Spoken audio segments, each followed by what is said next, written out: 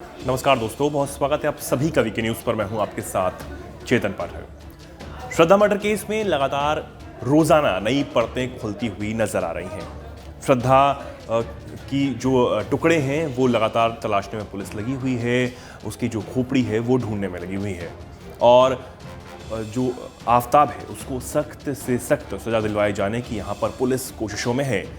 Court में आफताब की पेशी हुई और कोर्ट ने 4 दिनों की रिमांड को और बढ़ा दिया है और उसके बाद अब पुलिस के पास ये चुनौती है कि वो जो आफताब है उससे और कबूलनामे करवाए, साथ ही और सबूत जुटाए ताकि आफताब को सख्त सजा हो सके। जिस तरह के लोग जो हैं मांग करते हुए नजर आ रहे हैं कि आफताब को फांसी की सजा हो। आफताब ने अपना कोर्ट में जो जुर्म है जो कि उसने कत्ल किया है श्रद्धा का, वो भी उसने कबूल लिया है।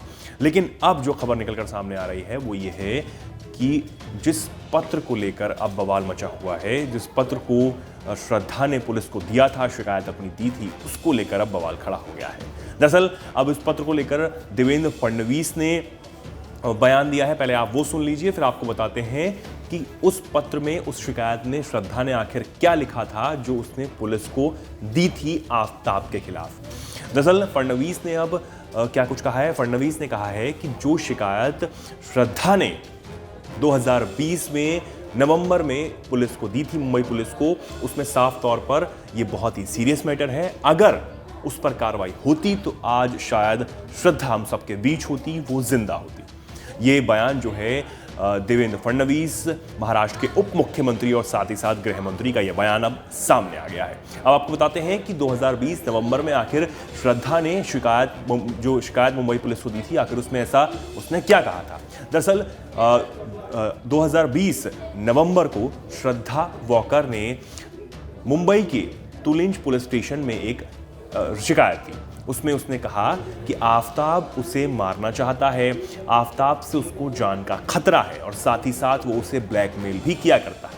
श्रद्धा ने शिकायत में लिखा था कि वो उसके साथ मारपीट करता है और उसके टुकड़े टुकड़े करने की धमकी भी लगातार देता है। ये शिकायत उसने पुलिस को, मुंबई पुलिस को दी थी। उसके बाद लगातार जो यह मामला है वो गंभीर होता गया।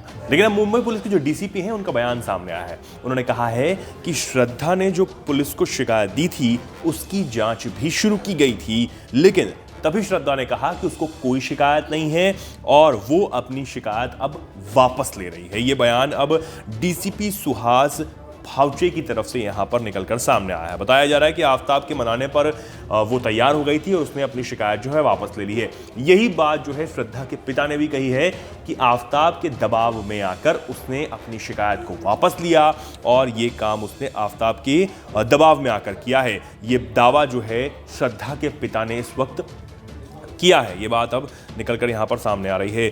श्रद्धा ने 2 साल पहले अपनी शिकायत थी उसमें साफ तौर पर यह कहा था कि पिछले 6 महीनों से वो उसके साथ मारपीट करता है, आफताब उसे धमकाता है, उसे ब्लैकमेल करता है, उसे टुकड़े टुकड़े करने की जो है धमकी भी देता है।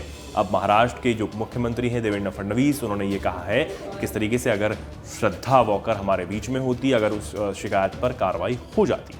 लेकिन अब पुलिस जो है वो जुटी हुई है। हालांकि आज पॉलीग्राफी टेस्ट भी आफताब का होना है और उसके बाद कई जो कबूलनामे हैं उससे करवाए जाने की कोशिश पुलिस लगातार कर रही है। एफएसएल की टीम लगातार उसमें जुटी हुई है। कोर्ट के सामने हालांकि आफताब ने ये जुर्म कबूल लिया है कि उसने ही श्रद्धा का कत्ल किया, उसने ही श्रद्धा का मर्डर किया है। लेकिन अभी भी जो लोगों की मांग है कि आफताब को सिर्फ फांसी की सजा हो, उसके लिए कई सबूत जुटाना बाकी है। श्रद्धा की शरीर के जो टुकड़े हैं उसकी पहचान होना बाकी है। लगातार उसके लिए जो टीमें हैं वो बनी हुई हैं, काम कर रही हैं, लेकिन अभी तक उसकी पहचान नहीं हो पाई। हालांकि टीमें लगी हुई हैं। जल्द से जल्द इस पर क्या कुछ अपडेट आता है और क्या कुछ इस मामले में आगे कार्रवाई की जाती है वो हम अब तक पहुंचाते रहेंगे। तो ये सब जानकारियों के लिए देखते रहिए वीके न्यूज़। बहुत धन्यवाद। वीके न्यूज़, राष्ट्र के नाम।